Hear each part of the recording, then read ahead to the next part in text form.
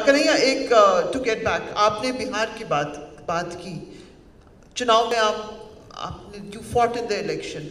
अब जब ऑपोजिशन है ही नहीं, दिख नहीं रहा हिंदुस्तान में, तो आपकी सीट में भी ऑपोजिशन यूनिटी नहीं हो पाई, क्योंकि आप अकेले लड़े, आरजेडी ने किसी और को खड़ा किया और बीजेपी काफ़ी आसानी से वो सीट जीत गई। और बेगूसराय के चुनाव में बहुत ही जो रेडिकल लोग हिंदुस्तान के हैं, असली रेडिकल और जो रेडिकल फैशनेबल रेडिकल, सब पहुंच गए थे बेगूसराय। नहीं कहा जाता है, हाँ, पूरा लेफ्ट बेगूसराय पहुंच गया क्योंकि Kanhaiya Kumar was there. So there was, in certain circles there was some criticism also, you know all of this, हाँ। तो बेगूसराय का थोड़ा सा, I don't know how much, just briefly describe that experience. It became radical chic कि सब लोग, भाई मुझे भी लोग फ़ोन करते थे, यूपी बिहार में बहुत जा चुकी हूँ, वो मेरा एक्सपर्टीज़ एरिया है यूपी बिहार, और सिर्फ मुझसे पूछते थे लोग बेगूसराय में क्या हो रहा है। मैंने कहा यार बेगूसराय के बाहर भी चुनाव हो रहे हैं, हाँ। ये मैं कुछ दिनों के बाद मैं भी चिढ़ने लगी थी कि बेगूसराय में सब प्रोग्रेसिव लोगों की नज़र बेगूसराय पे थी। इसका बताइए। देखिए, ये एक्चुअली एक सीरियस कॉन्स्पिरेसी का हिस्सा है। हम लोगों को थोड़ा सा प्रोपेगेंडा के साइंस को समझना पड़ेगा। प्रोपेगेंडा एक्चुअली होता क्या है? सुबह से लेकर के आपके सोने तक अगर एक चीज़ आपको बार बार सुनाई जाए तो आपका दिमाग का एक हिस्सा चाहे अनचाहे उससे प्रभावित हो जाता है, एक इफ़ेक्ट आपके ऊपर पड़ना शुरू हो जाता है। जैसे आप कहीं चले जाइए और कम पढ़े लिखे व्यक्ति से भी पूछिए ठंडा मतलब, तो उसका जवाब होगा कोका कोला। आपको पता है कि ठंडा मतलब कोका कोला नहीं होता है। ठंडा मतलब ठंडा होता है। ठंडा मतलब जो है कि मतलब आप सिकुड़ जाएं, ठिठुर जाएं, दिल्ली की सर्दी, ये होता है ठंडा का मतलब। लेकिन शब्द कैसे आपके परसेप्शन को पूरे तरीके से कैप्चर कर लेता है। एक सीरीज में मैं ही आपके इस सवाल का जवाब दे देता हूँ, जो कि टुकड़े टुकड़े गैंग और जेएनयू में क्या हुआ था और फिर बेगूसराय में क्या हुआ, उसके पीछे का जो एक प्रोपेगेंडा का साइंस है वो मैं बता देता हूँ। इसके लिए क्या होता है कि कई बार आपको खुद नहीं पता होता है कि आपके पीछे कितना इन्वेस्टमेंट किया गया है। मैं डिफेंड नहीं कर रहा हूँ राहुल गांधी को, लेकिन ऐसे ही राहुल गांधी पप्पू नहीं हो गए हैं। उसमें खर्चा लगता है भाई, इन्वेस्टमेंट लगता है।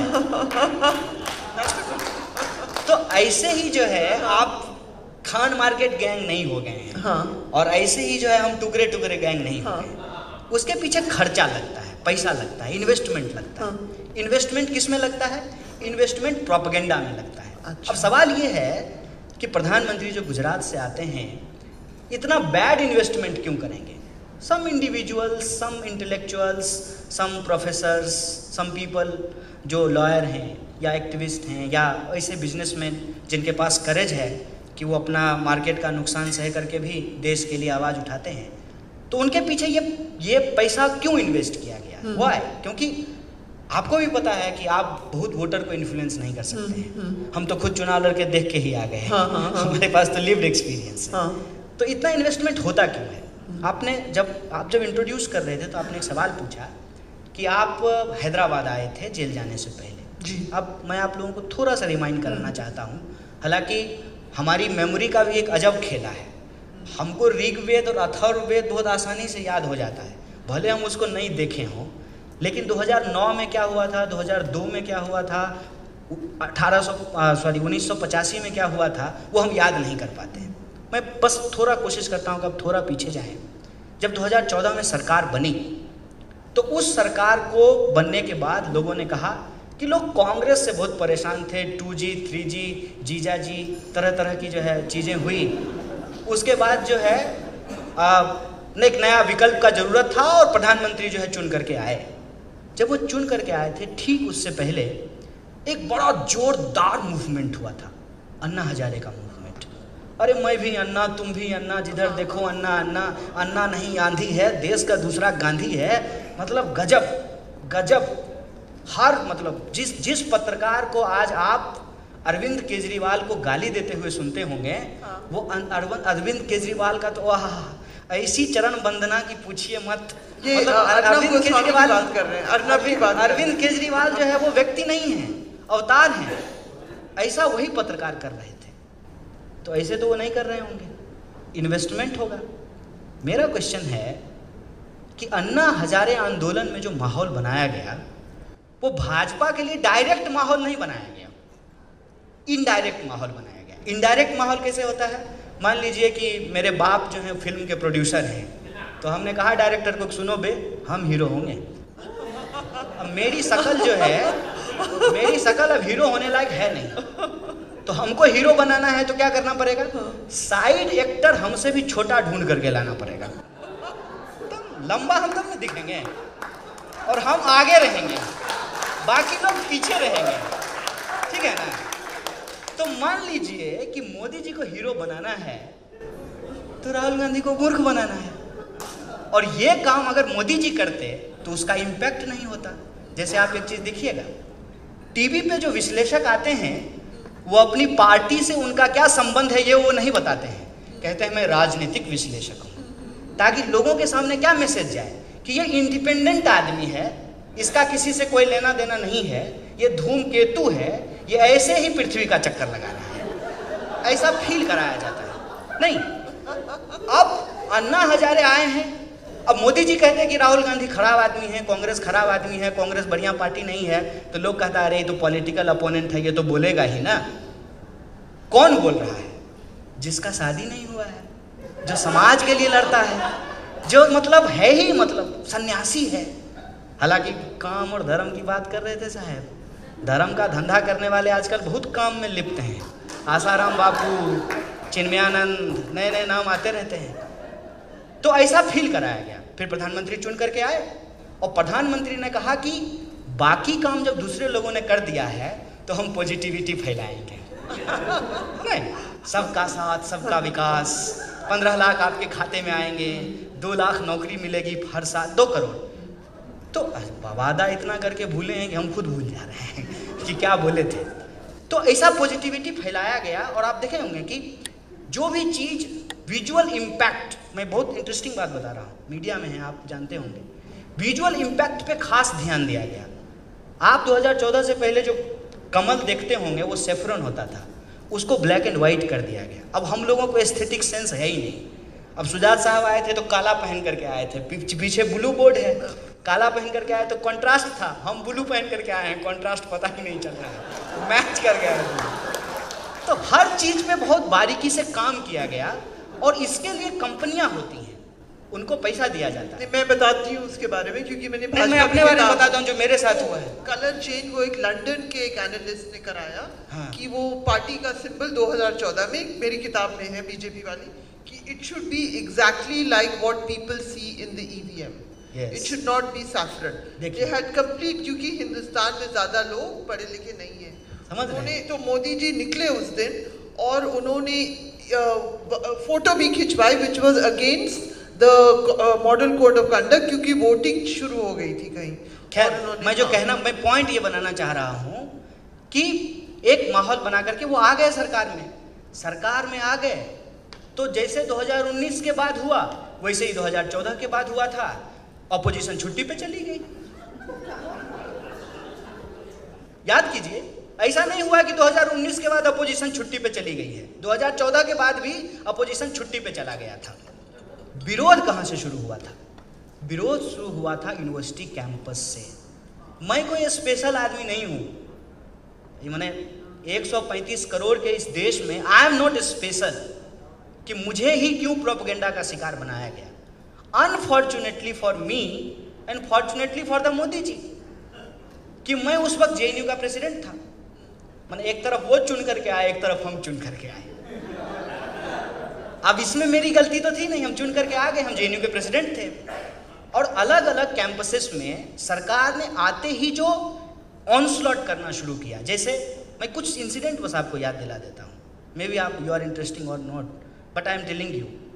अंबेडकर पेरियार स्टडी सर्किल था IIT मद्रास में, उस पर बैन कर दिया गया। रोहित वेमुला का इंसिडेंट हुआ हैदराबाद सेंट्रल यूनिवर्सिटी में, FTII का आंदोलन शुरू हुआ जहां अनुपम खैर साहब गए थे। ऐसे ही बीवी जो है वो नहीं सांसद होती हैं, गाना तो गाना पड़ता है सरकार के पक्ष में। उनकी वाइफ जो है वो सांसद है और वो जो है बाद में FTII के डायरेक्टर भी बने थे। उस FTII में मूवमेंट हुआ, अलग अलग यूनिवर्सिटी में मूवमेंट हुए। सो JNU चूंकि दिल्ली में है, वसंत कुंज में है, आप सब लोग चाहते होंगे कि काश घर हो दिल्ली में तो वसंत कुंज में हो। बड़ा पॉश जगह है, पहाड़ी है, जंगल है, खूबसूरत माहौल है, हरियाली है, वहाँ पे हमारी यूनिवर्सिटी है। और वो यूनिवर्सिटी जो है एक ऐसी यूनिवर्सिटी है जहाँ जा कर के डर नहीं लगता है। मतलब हम आप लोगों की कृपा से जो है, हालांकि हम अलजेब्रा में बोल रही थी मुंह से पैसा कमाता है, हम पैसा नहीं लिए अलजेब्रा में आने के लिए। तो 5 स्टार होटल में डर लगता है। कई बार आपको गेट्स जो है, जो विराटता होती है, जो भव्यता होती है, वो साधारण इंसान को डराती है। JNU एक ऐसी यूनिवर्सिटी है कि एक साधारण इंसान को भी कॉन्फिडेंस होता है। देख रहे हैं, घराना है, मतलब पिताजी भी थे जर्नलिस्ट, ये भी जर्नलिस्ट हैं, उनके सामने भी बोलने का एक कॉन्फिडेंस देती है वो यूनिवर्सिटी। और फीस के नाम पे मिनिमल लिया जाता है, 200 रुपया लिया जाता है। तो उस यूनिवर्सिटी में हम लोग पढ़ते थे, शांति से अपना पढ़ रहे थे। सरकार बदल करके आ गई, क्या फ़र्क है? जैसे पिछली सरकार का मजाक उड़ाते थे, इस सरकार का भी मजाक उड़ाएंगे। 2014 से पहले जा करके आप मेरा ही टाइमलाइन देख लीजिए। आजकल हमको मनमोहन सिंह बहुत जेंटल लगते हैं, लेकिन उस ज़माने में हम लोग उनके ऊपर मीम्स बनाते थे, उनके ऊपर जोक्स बनाते थे। और यूनिवर्सिटी में यही माहौल होता है कि अपने सवाल को लेकर के स्टूडेंट जो हैं वो प्रोटेस्ट करते हैं, सरकार कुछ मानती है, कुछ नहीं मानती है। This is normal course of action. लेकिन ये सरकार जब चुन करके आई तो JNU अपने आप में ये जो अलग अलग जगह पे मूवमेंट हो रहे थे उसका सेंटर बन गया। रोहित वेमुला का आंदोलन, जो कि साउथ इंडिया का ही आंदोलन था, वो अचानक से एक नेशनल आंदोलन बन गया। और रोहित वेमुला के सवाल पे आप देखिए कि आखिर ये सरकार घिर गई और स्मृति जी को शिक्षा मंत्रालय के पद से हटा करके कपड़ा मंत्रालय दे दिया। स्मृति ईरानी की बात कर रहे हैं जी। उस समय वो शिक्षा मंत्री थी, एजुकेशन मिनिस्टर थी। तो ये सब जब हुआ तो सरकार ने सोचा कि ये जो यूनिवर्सिटी है, ये जो लड़के हैं, ये तो हमको 5 साल तंग करेंगे, तो 5 साल के बाद उनको 5 साल फिर जीतना है। तो उस स्पेस को और उन लोगों को बदनाम करना जरूरी था। तो उन्होंने एक बहुत ही मार्वेलस तरीका निकाला कि यूनिवर्सिटी के ऊपर इस तरीके से ऑनस्लॉट किया जाए कि यूनिवर्सिटी के फेवर में जो जो लोग बोलेंगे सबको इंटरनेशनल साबित कर दिया गया। कितना आसान काम है कि एक ही तीर में अगर सबका शिकार कर लिया जाए तो सबका शिकार हो जाएगा। और आज देखिए कि वो प्रोपेगेंडा एस्टेब्लिश हो चुका है कि JNU के पक्ष में जो लोग भी बोले, तमाम लोगों को इंटरनेशनल कह करके बोला जा रहा है। अमर्त्य सेन नोबेल ऑरिएट है, दुनिया उनको मानती है कि वो इकोनॉमी को मानने वाले लोग हैं, लेकिन चूंकि वो हमारे साथ आकर के खड़े हो गए, वो भी इंटरनेशनल हो गए। जो पत्रकार बोले वो भी इंटरनेशनल हो गए, जो सिनेमा जगत के लोग बोले वो भी इंटरनेशनल हो गए। अब डिफरेंस कहाँ पे है? डिफरेंस ये है कि एक प्रोपेगेंडा था, एक प्रोपेगेंडा वहाँ पे हुआ, एक प्रोपेगेंडा वहाँ पे बनाया गया, लेकिन उस प्रोपेगेंडा के पीछे कौन लोग थे, कौन लोग शामिल हैं, उसके डिटेल में तो कोई जाता नहीं है। आपको अगर ये सुनाई पड़े कान में, तो कौन लोग थे मुझे बताइए। बस आप मुझे बताइए। आपको अगर कान में सुनाई दे भारत तेरे टुकड़े होंगे, तो आपको मन नहीं करेगा कि इस आदमी का गला दबा दे? किसको गुस्सा नहीं आएगा? मन करेगा कि कानून अपनी जगह पे है, बंदूक निकालते हैं, गोली मार देते हैं। अभी एक CISF की कांस्टेबल ने कहा कि झंडा गाड़ देंगे सीने में। आप लोग कितने लोग जानते हैं कि अभी एक कंट्रोवर्सी जाने देते होते हैं, कंट्रोवर्सी से भरा पड़ा है न्यूज आजकल। तो ठीक है, मेरे सीने में झंडा गाड़ देंगी तो ये मेरे लिए सौभाग्य की बात है। मैं उनको कुछ नहीं कहना चाहता हूँ, मैं उनको सिर्फ और सिर्फ उनकी सेवा के लिए धन्यवाद देना चाहता हूँ, क्योंकि मुझे पता है कि वो प्रोपेगेंडा की शिकार हैं, उनको सच नहीं मालूम है। सच इतनी सी बात जो मैं कहता हूँ, जो भी लोग काम करते होंगे सरकारी क्षेत्र में, ब्यूरोक्रेसी में, कानून से जिनका वास्ता होगा, वो आसानी से इस बात को समझ जाएंगे। देश की राजधानी में एक यूनिवर्सिटी है जहाँ विदेशों से लोग पढ़ने के लिए आते हैं। मोर देन 140 कंट्रीज के लोग उस समय पढ़ रहे थे हमारी यूनिवर्सिटी में। तो क्या रॉ उस पर नज़र नहीं रखेगी? IB उसके ऊपर नज़र नहीं रखेगी? कोई इवेंट होने से पहले ही इंटेलिजेंस को पता चल जाएगा कि कोई इवेंट होने वाला है। अगर ये इवेंट उतना इम्पोर्टेंट था तो उसी समय उसको क्यों नहीं रोका गया? उस इंसिडेंट को क्यों होने दिया गया? इंसिडेंट जब हो गया, मान लीजिए कि उसमें कुछ लोगों को अरेस्ट कर लिया गया, चार्जशीट क्यों नहीं की गई? दिल्ली दिल्ली पुलिस कहती है कि दिल्ली सरकार नहीं दे रही है, दिल्ली सरकार कहती है कि मेरे नज़र में जो है इसको हम अभी ठीक से एनालाइज नहीं कर पाए हैं। हम कह रहे हैं कि क्यों मामले को फंसा रहे हैं? गृह मंत्री 370 हटा सकते हैं तो कन्हैया कुमार पर मुकदमा चलाने का आदेश नहीं दे सकते हैं? अगर हम उनके नज़र में कश्मीर के अलगाववादियों के पक्ष में हैं उनके अनुसार, तो वो क्या हमारे ऊपर मुकदमा चलाने का आदेश नहीं दे सकते हैं? ये कंप्लीट पॉलिटिकल प्रोपेगेंडा है। और वही प्रोपेगेंडा बेगूसराय तक पहुंचा कि पूरे देश में क्या हो रहा है इस पे चर्चा नहीं हो। किस पे चर्चा हो? बेगूसराय में क्या हो रहा है। ऐसे ही चैनल दिखा रहा था, ऐसे नहीं दिखा रहा था। उसको कहा था कि इसको दिखाओ। जब अलायंस नहीं हुआ है, अपोजिशन अपने साथ में नहीं आई है, तो ये तय बात है कि अपोजिशन का वोट डिवाइड होगा। और अपोजिशन का वोट डिवाइड हुआ पूरे देश में। आप हमको बता दीजिए, जो मैं बार बार जब पिछले सालों में जब जा करके बोलता था तो मैं यही बोलता था कि एक तरफ 31% है जो एनडीए का वोट शेयर है, जो बीजेपी का वोट शेयर है, दूसरी तरफ 69% लोग हैं जो एनडीए के खिलाफ चुनाव लड़ रहे हैं। तो इसमें कोई रॉकेट साइंस है क्या कि 69% वोट को अगर आप एक जगह यूनाइट कर देंगे तो इजीली 31% को हराया जा सकता है? लेकिन ये अपोजिशन की यूनिटी नहीं बनी। क्यों नहीं बनी? मैं आपकी सीट में ईडी है ना, मैं तेजस्वी यादव को भी ईडी है ना, ईडी है, सीबीआई है। आपने कोशिश की, वो भी जवान है, आपने बात की। हमारी कोशिश करने से नहीं होगा ना। हमारे पास देखिए कोई एम्पायर नहीं है जिसको हमको बचाना है। इतना खुल करके हम इसलिए बोल लेते हैं कि हमारे घर पे ईडी आएगा तो चाय भी नहीं पिला पाएंगे तो हमको कोई दिक्कत नहीं है। लेकिन ये जो डर है, उस डर की वजह से अपोजिशन की यूनिटी नहीं हुई। जब चुनाव परिणाम आ गए बेगूसराय के और मैं चुनाव हार गया, तो सबसे पहले क्या शुरू हुआ? बड़ा अपोजिशन बनने के लिए चले थे, बेगूसराय की जनता ने धूल चटा दिया। यही बन रहा है ना। इसको कहते हैं कि प्रोपेगेंडा को भी एक लॉजिकल कल्मिनेशन तक पहुंचाया जाता है। लेकिन मैं उनको एक बात कह देना चाहता हूँ, आप पार्लियामेंट में चले गए हैं, आप पार्लियामेंट जीत लिए हैं, देश के लोगों के साथ अभी भी वही समस्याएं हैं जिसको लेकर के हम लोग लड़ रहे थे। पार्लियामेंट आपका, संसद आपकी, सड़क आज भी हमारी है। लोगों के हक और अधिकार के लिए अपनी लड़ाई को हम जारी रखेंगे।